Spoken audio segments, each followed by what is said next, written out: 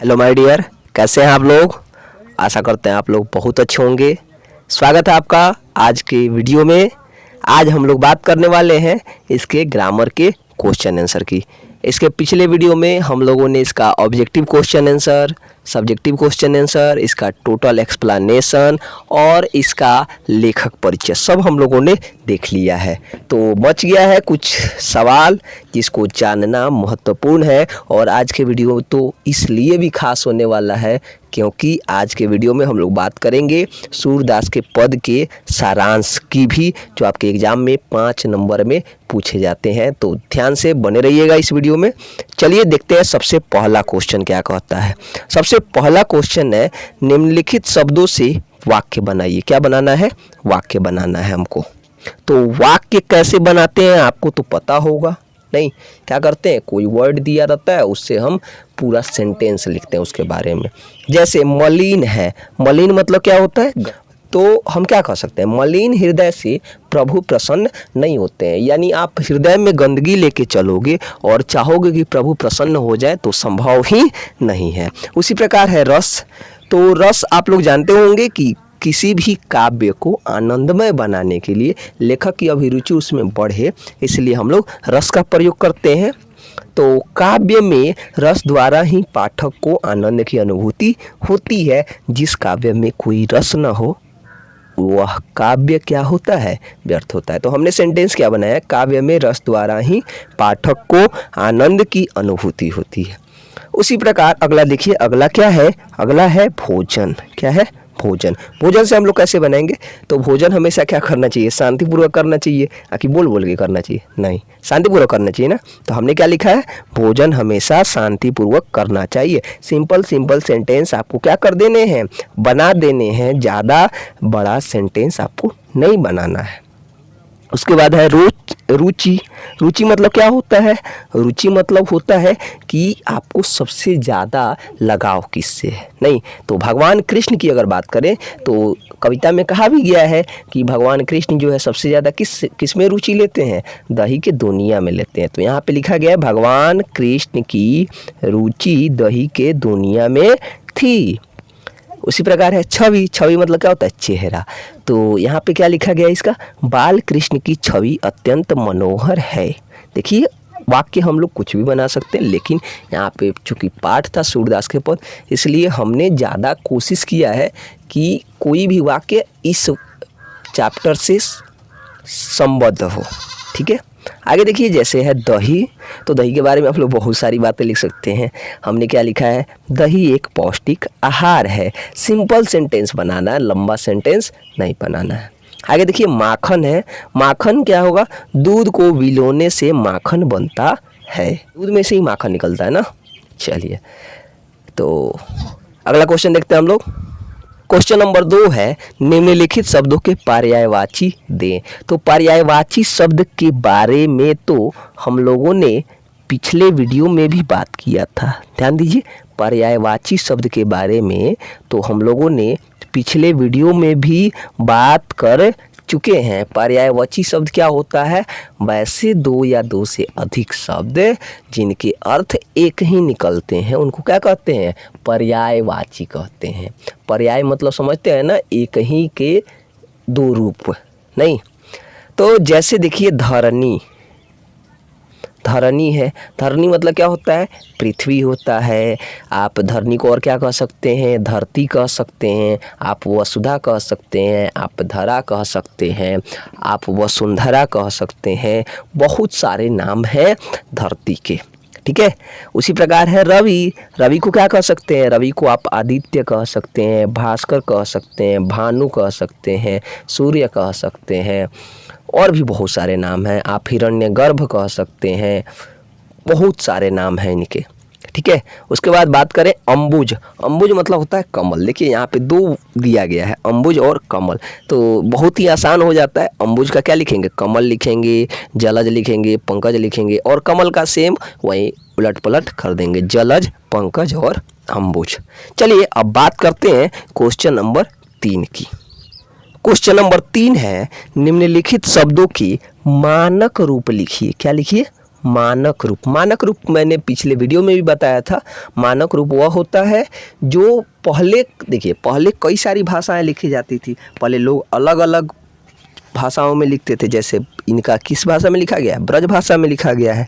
तो ब्रज भाषा का हिंदी रूप जो है उसी को हम कहते हैं मानक रूप। या जो अवधि में लिखा गया, अवधि का हिंदी रूप क्या कहलाएगा? मानक रूप कहलाएगा। तो जैसे है धरणी। धरणी का मतलब क्या होता है? धरणी का हो जाएगा धरती। गो का क्या हो जाएगा? गाय हो जाएगा। कवल का क्या हो जाएगा? कमल हो जाएगा। विधु का क्या हो जाएगा? विधु का विधु हो जाएगा। श्याम का क्या हो जाएगा? श्याम हो जाएगा। श्याम इसमें दंत स लगाया गया, इसमें तालव्य स। प्रकाश, यहाँ पे देखिए, यहाँ पे दंत स है, यहाँ पर क्या है? तालव्य स है। यहाँ पे वनराई है। और होता क्या है? हम लोग हिंदी में क्या कहते हैं? वनराही कहते हैं। नहीं, चलिए अगले देखते हैं। अगला क्वेश्चन नंबर 4।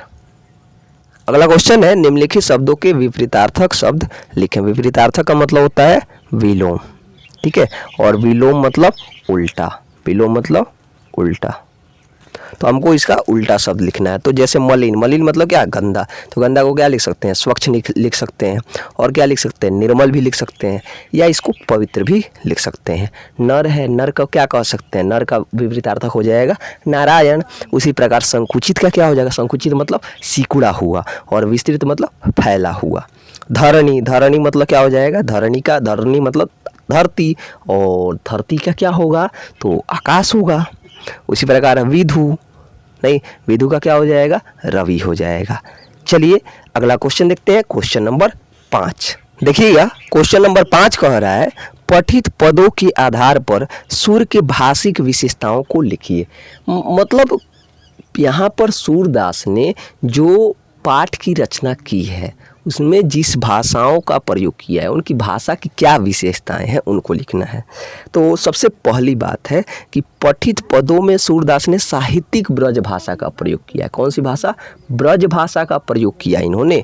उनकी भाषा में क्या है? माधुर्य है, लालित्य है और सौंदर्य का अद्भुत मिश्रण है, जो कि ब्रज भाषा का एक गुण है। दोनों पदों में किस रस की व्यंजना हुई है? वात्सल्य रस की। यह सूरदास की अपनी खास विशेषता है, जिसके लिए गेय शैली का प्रयोग किया गया। ये भी इनकी एक खास विशेषता है। अतः दोनों पदों में, ध्यान दीजिए यहाँ पे, दोनों पदों में संगीतात्मकता और लयात्मकता दोनों विद्यमान है। यहाँ पे दो बातें आपको ध्यान में रखनी है, एक गेय शैली का प्रयोग और दूसरा है वात्सल्य रस की अभिव्यंजना।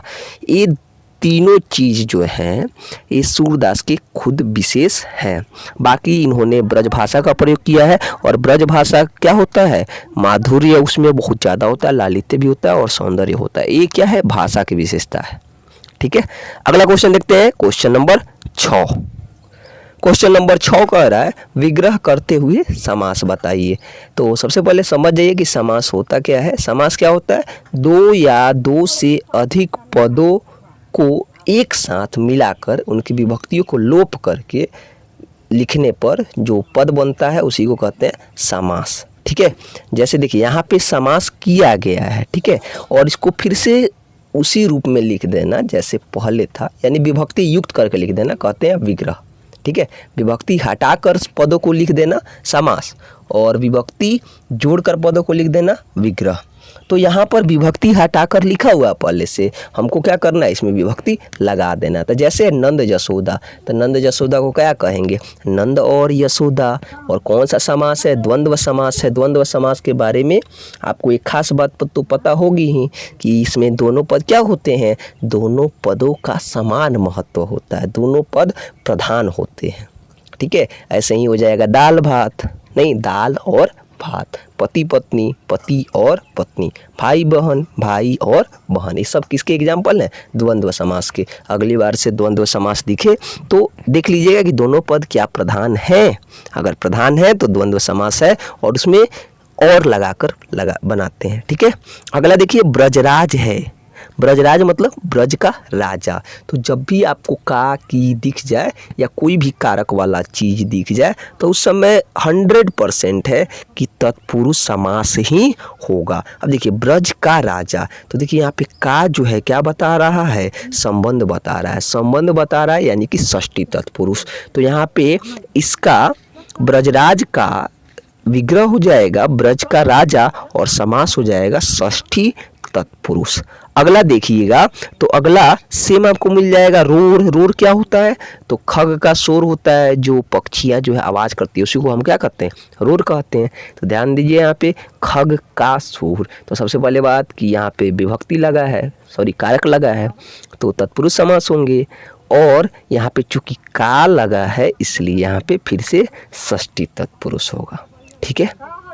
अगला है अंबुज करधारी। अंबुज मतलब कमल, अंबुज मतलब कमल। तो कमल को हाथ में रखने वाला, यहाँ पे कमल को हाथ में रखने वाला किसको कहा गया है?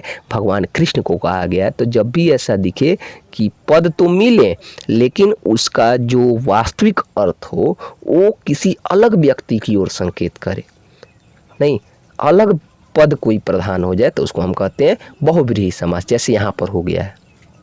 यहाँ पे ना अंबुज का कोनो महत्व है ना करधारी का, यहाँ पे महत्व किसका हो गया है? श्री कृष्ण का हो गया है।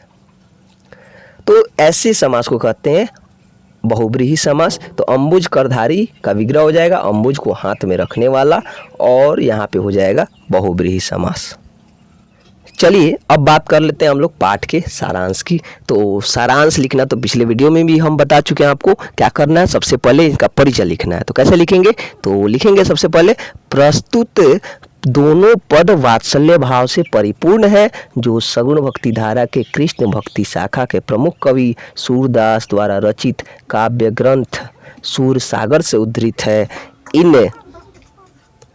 इन पदों में ध्यान दीजिए, यहाँ पे इन पदों में कवि की काव्य और कला से संबंधित विशिष्ट प्रतिभा की अपूर्व झलक मिलती है। अब क्या करेंगे? पहले पद का अर्थ लिख देंगे।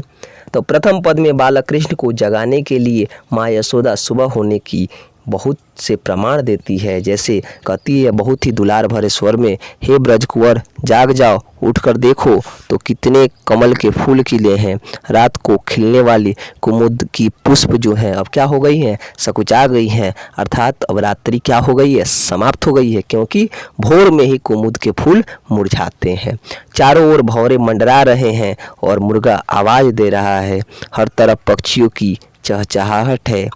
गायें भी बाड़े में जाने के लिए क्या हो रही हैं? रंभा रही है, क्योंकि उनको अपने बछड़ों को दूध पिलाना है।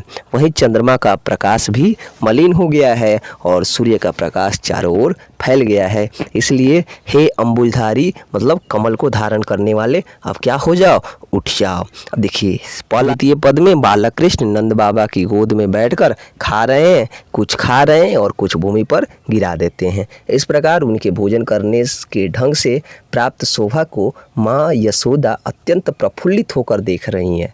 बेसन से बना बड़ी बड़ा विभिन्न प्रकार के व्यंजन को अपने हाथों द्वारा खाते हैं, कुछ छोड़ देते हैं। दुनिया में रखी हुई दही में वे विशेष रुचि लेते हैं। उन्हें दही अत्यंत स्वादिष्ट लग रहा है।